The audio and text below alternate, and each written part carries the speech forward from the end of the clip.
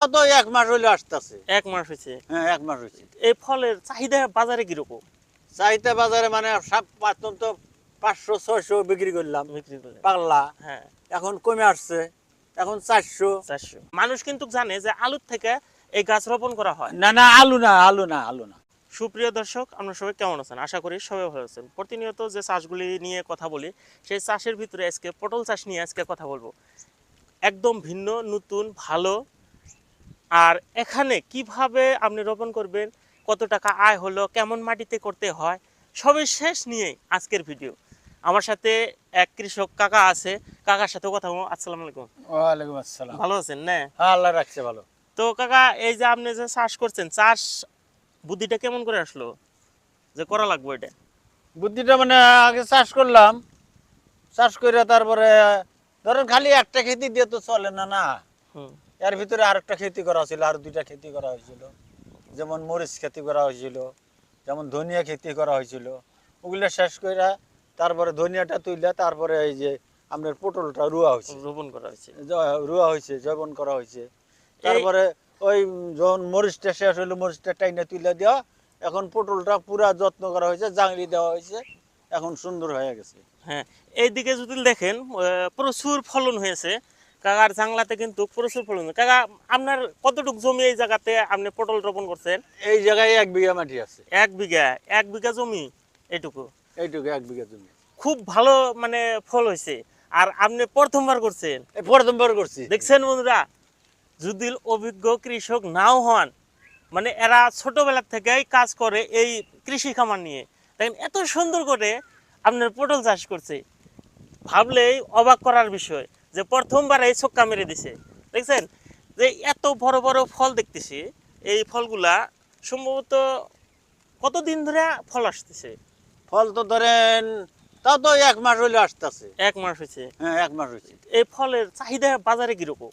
চাইতে বাজারে মানে সব প্রথম তো 500-600 বিক্রি করলাম বিক্রি করে? পাল্লা। হ্যাঁ, এখন কমে আসছে, এখন 400। 400। 400 বা 450 বা 350 এরকম বিক্রি হয়। মুঠের উপরে কয়দিন পরে পরে এগুলা তুলেন? একদিন বা 2 দিন পর পর নেওয়া যায়।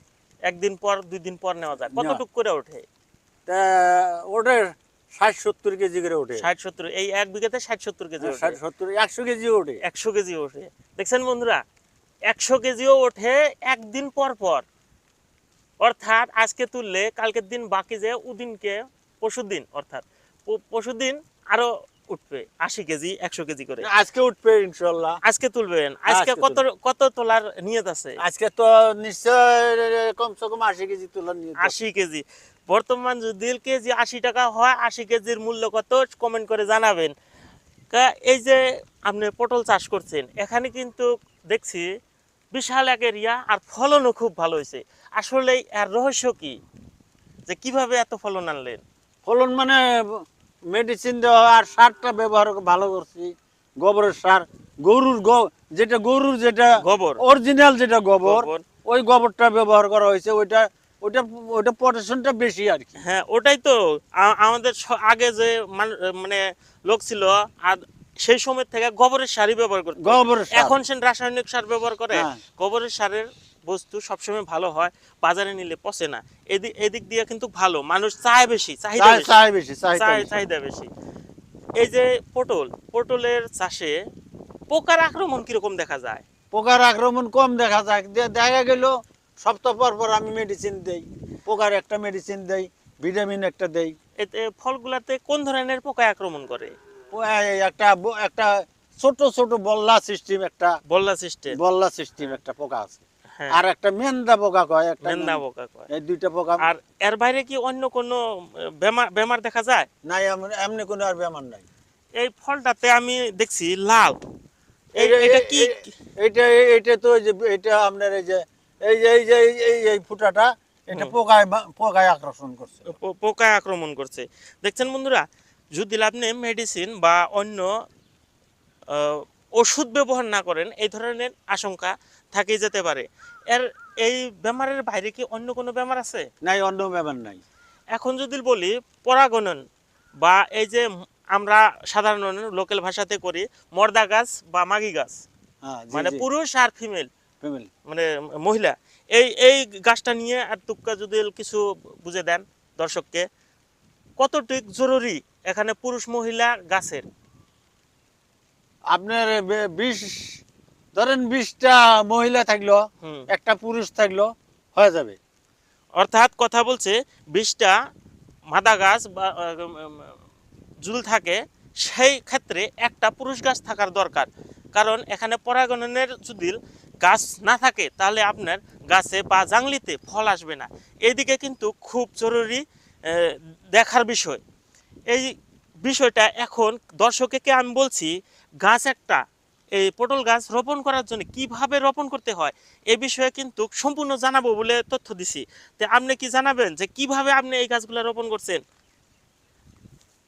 আমার কথার মানে এটা হলো, আপনি চারার থেকে, বীজের থেকে, না। আলুর থেকে, কিসের থেকে করা হয়? মানুষ কিন্তু জানে যে আলুর থেকে এই গাছ রোপণ করা হয়। না না, আলু না, এটা চারার থেকে হয়। চারার এটা থেকে চারার থেকে মানে এটা যেরকম খাওয়া একটা আলু আছে না, একটা দেখাই দেওয়া যাবো? হ্যাঁ, নিশ্চয় দেখা যায়, দেওয়া যাবে। এরকম আমরা আপনার একটা গাছ নষ্ট করলাম, এইটা গাছ এরকম হবো, বাস। এটা ফল ধরে না। না না না, এটা ফল ধরে, এটাই তো ধরবে ফল। এটা মানে সময় হলে তুলে দিবেন। না, এটা কাইটা দেবো, এটা বেশি হয়ে গেছে। তো এটা কি বানাচ্ছে? এটা আমি চারা বানাইতেছি। এটা চারা বানাবেন? হ্যাঁ, এই যে চারা দেখছেন বানাইলাম। দর্শক, এটা বলে চারা বানাইতেছে। আমরা সব সময় জানি যে বীজের থেকে, আলুর থেকে চারা হয়। না না না না, কাকা কিন্তু গাছ কাটে এনে চারা বানাচ্ছে। এটা চারা বানাইছি। হ্যাঁ, এটা চারা বানাইলাম। এখানে এই আগালটুকু কাটে দিতে হবে। আগলটুক কাটি দিলাম। একটু এই একটা গেটু থাকলে, হ্যাঁ, একটা গিঠো থাকলো। এই এখান থেকে যখন এটা মাটির তলে যাবে। এটা অর্থাৎ মাটির তলে যাবে এখন। হ্যাঁ, এটা মাটির তলে এটা যাবে, উপর দিকে? এটা উপর দিকে থাকবে। এখান থেকে গেজা হবে, এখান থেকে গাজা হবে। বাস। হ্যাঁ। এই যে রিংটা বানানোর কারণটা কি? কারণটা মানে এটা জিনিসটা এটা ভালো ভালো হইলো আর কি, টাইট হইলো। টাইট হলো। আসল কথা হলো এখানে আমি যদি বলি, আপনি এই যে নজর করেন এই রিংটার পাশে এই যে শিকড়গুলা দেখা যায়, এই গিঠে গিঠে শিকড় বেড়ায়।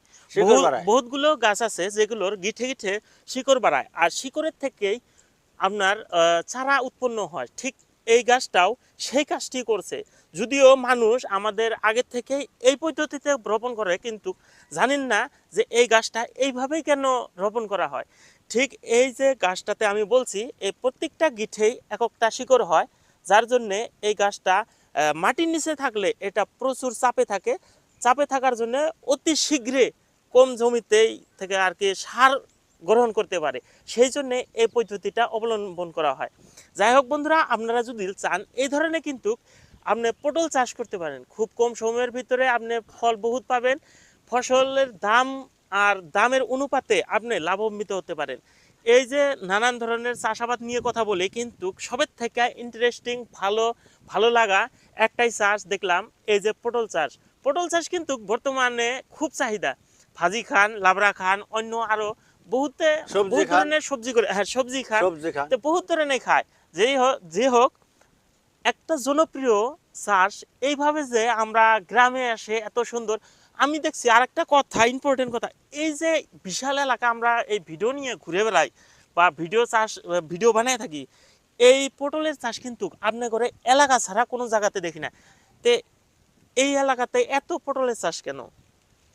এটা এটা পটলের চাষ মানে এটা উৎপন্ন বেশি, এটা পয়সা বেশি পাওয়া যায়। না না, যখন 5 বিঘা মাটিতে যেটুকু না হবো, 1 বিঘা মাটিতে ওটুকু হয় আর কি। না সেটা বল নাই, আপনাদের এই জায়গাতেই খালি পটলের চাষ, বাকি এলাকাতে আমি পটলের চাষ দেখি না। ধরেন পাশে যদি কই হাতিপোতা, চাপর পার হইয়া ওদিকে এই চাষ নাই কিন্তু। অভ্যাস করে নাই, আর মাটির রবিবার। ও মাটির, দেখছেন বন্ধুরা, সবের থেকে ইম্পর্টেন্ট বস্তু হলো মাটি। দেখছেন এই যে এলাকা জুড়েই এই চাষটা রয়েছে। এই চাষটা রয়েছে এই জন্যই এখানে বালসিয়া দোআঁশ মাটি, আর যেখানে পানি আটকে না। এই চাষটা কতদিন চাষ করা যায়?